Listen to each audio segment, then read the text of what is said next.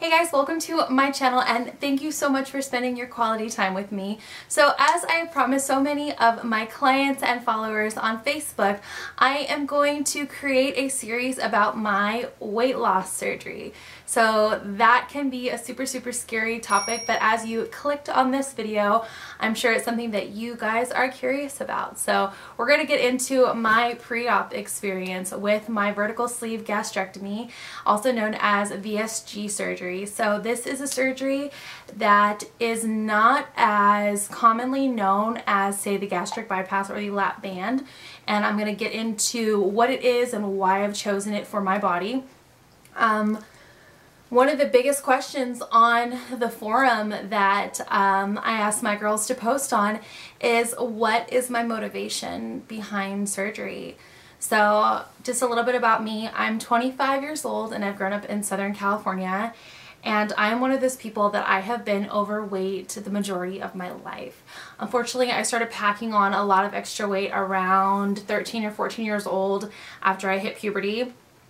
And from that point on, I really seemed to rapidly gain weight as I went into high school, coming out of high school, going into college. My first job was at a fast food restaurant, which really packed on about 30 to 40 pounds on me. And then moving into another restaurant after that, working in food, I gained a lot of extra weight. So between about 17 and 22, I put on the most weight, you guys. We're talking like 75, 80 pounds. This sounds so crazy, but this is my personal experience, and that is one thing that I will preface this video by saying, is that everything from this point on is my personal experience, you guys. So many times we'll watch videos and we'll hear people say, this is what's going to happen. But the reality is our bodies are completely different, and what may happen for me may be completely different for you. But I am definitely excited about sharing my personal experience, and this is very personal. That's another thing, you guys. Please give me grace telling you guys about my weight and my weight gain and being morbidly obese. You guys, these are sensitive topics, so if you could please just be gentle on me as I divulge more information, I would totally appreciate it. So moving forward, you guys, we're going to talk about my motivation. Unfortunately, last year in about May of 2015, I went through a pretty rough breakup, and that put me in a bad place when it came to how I thought about my body, when it came to my self-esteem, my body image. And then it really caused me to look in the mirror as to why I was having issues in my relationship. And unfortunately, my weight was a big deal, considering the fact that I was not as concerned about making myself healthy and bettering my life. I was just kind of stuck in a comfort with this person, and I wasn't really moving forward or showing progression when it came to my health. And so this caused a lot of issues in our relationship, unfortunately causing it to eventually end. So my heart was pretty broken over that one, and a lot of times for people to get to the point of having surgery, you know, it's not uncommon for there to be some type of emotional trauma. In fact, it's incredibly common. Everybody has a what they consider rock bottom, and that was definitely mine. And I told myself I would never be broken up with again because of weight. And I know that sounds crazy, and I know people should love you for you and this and that, but look, if you don't love yourself for you and you're not putting yourself first as far as your health, how can you expect someone else to love you? And I'm going to leave it at that, but that was my experience. And I also really just looked over my quality of health, or lack thereof. So I was in back pain, knee pain. There were things that I should have been able to do at 25 that I legitimately just wasn't able to do. And how sad that I have come all this way, 25 years old, living in Southern California with opportunity knocking at so many doors, and I legitimately just let those opportunities pass me by because I chose food as more of a comfort, and instead of choosing me, I chose to be lazy and not to do anything about my health. So moving forward into some positivity, I was done that day, you guys. So I called my primary care physician. I am a Kaiser patient, and that is pretty much the only thing I'm going to say about health insurance in this video, you guys. I am going to omit the financial aspect of the surgery out of my videos because it can be different for everyone. Everyone has different medical coverage. Some people don't have coverage at all. Some people have crazy different plans. So I am a Kaiser Permanente patient, yes, but that is the only thing that I am going to touch on about the financial aspect. So definitely go ahead and do your guys' research and your homework on that portion of this video, and hopefully I can continuously bring you guys comfort about my personal experience moving forward.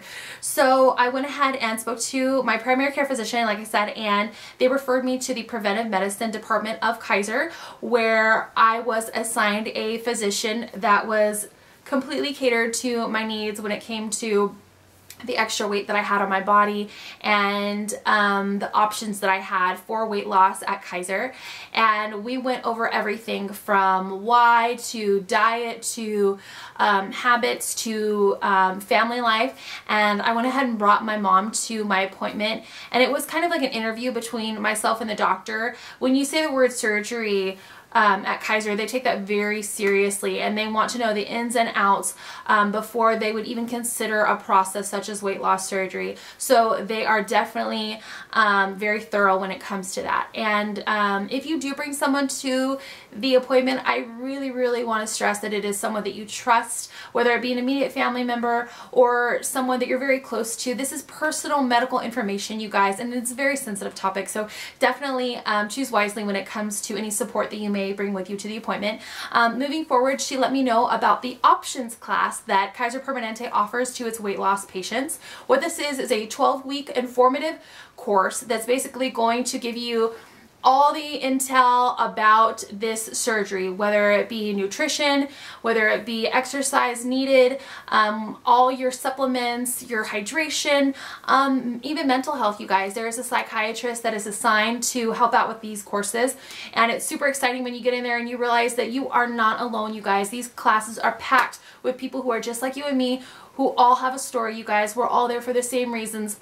They also provide bariatric chairs, you guys. When you get in there, you do not have to think twice about whether or not you're going to fit in the desk chairs. They are the size of this couch. You're super comfortable, and you feel a sense of community. So I really encourage you guys to get to know your classmates, because this can be a time that can really encourage your progression as you realize that you are not alone, and some of your habits are so common within your classmates and the community that you have surrounding you. And that's why Kaiser does this, so you have a lot more sense of community, and you can gain friendships. I'm still friends with a lot of these people, so I really encourage you guys to take advantage of that. Moving forward, after the 12 weeks, you will graduate your classes, and you will be weighed your final time before you are sent back to preventive medicine to meet with your initial physician, which in my case was Dr. Osano.